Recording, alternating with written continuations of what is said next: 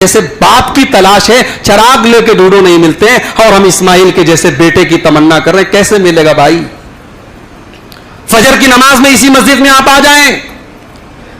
شاید ایک دو صف آپ کو ملے گی، اور ایک دو صف میں بھی آپ کو 60 سال والے، 50 سال والے، 70 سال والے کثرت سے ملیں گے، دو چار ہمارے نوجوان بھائی اللہ جن کو اللہ نے توفیق دی ہوگی وہ آپ کو مل جائیں گے۔ اب یہ جو بزرگ حضرات آ رہے ہیں مسجد میں، کہ اللہ کے ان کو حساب نہیں دینا پڑے گا، جناب علی آپ مسجد میں آتے تھے، آپ کا پوتا کیوں نہیں آتا تھا؟ وہ بوڑھی اماں جو رات میں اٹھ کر کے تہجد پڑھ رہی ہے، اس کی بہو سوئی ہے فجر میں، اس کی بیٹی سوئی ہے فجر میں، اس بوڑھی اماں سے پوچھا نہیں جائے گا کہ تو تہجد پڑھتی تھی، تیری بیٹیاں نہیں پڑھتی تھی، تیری بہویں نہیں پڑھتی تھی، تو نے کبھی ان کو اٹھایا؟ مسئلہ نوٹ کر لو، نماز پڑھنا بھی فرض ہے، اور اپنی فیملی اور اپنے پریوار کو نماز کی تلقین کرنا بھی فرض ہے۔ نبی نے حکم دیا ہے، اللہ کے نبی فرماتے ہیں مروا اولادکم بالصلاۃ وهم ابناء 7 سنین، تمہارے بچے جب 7 سال کے ہو جائیں، تمہارے بچے جب 7 سال کے ہو جائیں تو تم ان کو نماز کا حکم دو، واضربوہم علیہا وهم ابناء 10 سنین، اور جب تمہارے بچے 10 سال کے ہو جائیں اور نماز نہ پڑھے تو ان کی پٹائی کرو، ان پر سختی کرو۔ اللہ تعالیٰ سورہ طٰہٰ میں کہتا ہے وَأْمُرْ أَهْلَكَ بِالصَّلَاةِ وَاسْتَبِرْ عَلَيْهَا، او لوگو تم اپنے پریوار کو، اپنے بال بچوں کو نماز کا حکم دو اور خود بھی نماز کے اوپر جمے رہو۔ جب خود آپ نماز کی پابندی کریں گے تب آپ اپنے بچوں کو نمازی بنائیں گے۔ قرآن کہتا ہے اپنے بچوں کو بھی نمازی بناؤ اور خود بھی نماز کی پابندی کرو۔ ہمارا بچہ اگر 12th کے ایگزام میں ٹاپ کر جائے، ہمارا سر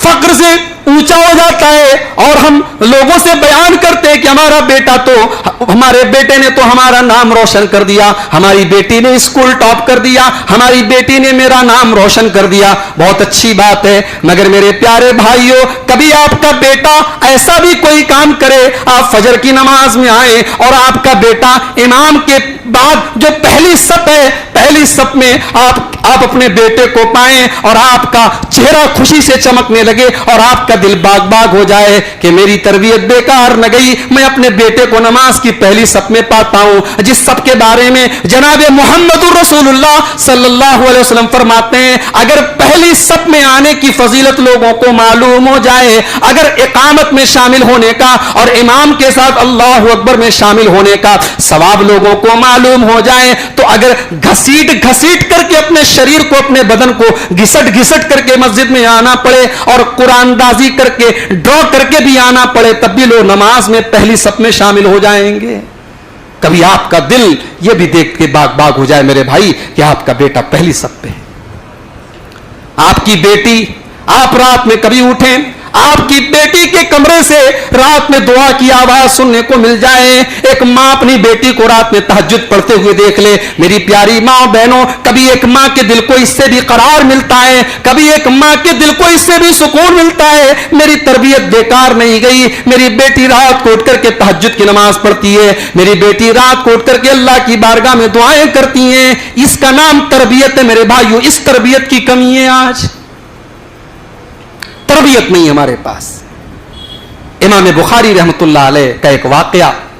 امام ذہبی نے سیر و اعلام النبلاء میں نقل کیا۔ امام بخاری کو آج ساری دنیا جانتی ہے، آج کوئی مولوی نہیں بن سکتا، کوئی فضیلت کی ڈگری نہیں پا سکتا جب تک وہ صحیح بخاری نہ پڑھ لے۔ آج مدرسوں میں، آج بڑے بڑے جامعات میں بخاری شریف پڑھائی جا رہی ہے، امام بخاری کو گئے ہوئے دنیا سے 1000 سال گزر گئے، مگر آج ان کی صحیح بخاری پوری دنیا کے مدرسوں میں پڑھائی جا رہی ہے۔ آج دنیا میں امام بخاری کو اتنا اونچا مقام ملا ہے، اللہ تعالیٰ نے ان کی اس کتاب کو وہ درجہ دیا ہے کہ قرآن کے بعد پوری امت کی نظر میں سب سے مستند اور سب سے آتھینٹک اور سب سے صحیح اگر کوئی کتاب مانی جاتی ہے تو وہ صحیح بخاری ہے۔ میرے پیارے بھائیوں، آج امام بخاری کو تو پوری دنیا جانتی ہے، لیکن امام بخاری کی ماں کون تھی دنیا کو نہیں پتا، امام بخاری کی ماں کا نام بھی نہیں پتا، لیکن امام بخاری کی ماں کیسی ماں تھی امام ذہبی نقل کرتے ہیں۔ امام بخاری نے بچپن میں اپنے باپ کو کھو دیا، یتیم ہو گئے، باپ کا سایہ سر سے اڑ گیا،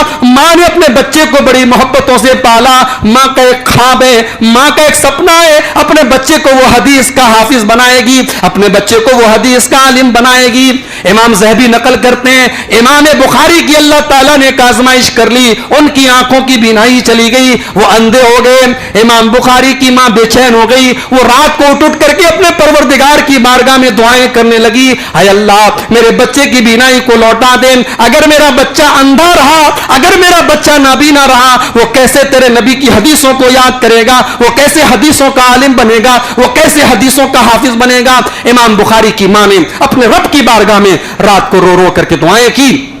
اور امام ذہبی نقل کرتے ہیں کہ ایک دن ماں نے دیکھا حضرت ابراہیم علیہ السلام ان کے خواب میں آئے اور کہا کہ اے فلاں جا, اللہ تعالیٰ نے تیری دعاؤں کی وجہ سے, تیرے رونے کی وجہ سے, تیرے گڑگڑانے کی وجہ سے اللہ نے تیرے بچے کی بینائی کو لوٹا دیا ہے. صبح ہوئی, ماں نے دیکھا بچے کی آنکھیں لوٹ چکی ہیں, بچے کی بینائی لوٹ چکی ہے. میرے بھائیوں, یہ تربیت ہوتی ہے. ایسی مائیں جب سماج میں آتی ہیں تب امام بخاری جیسے بچے پیدا ہوتے ہیں. آج ہم نے تعلیم کا بندوبست کر دیا, تربیت کا کوئی بندوبست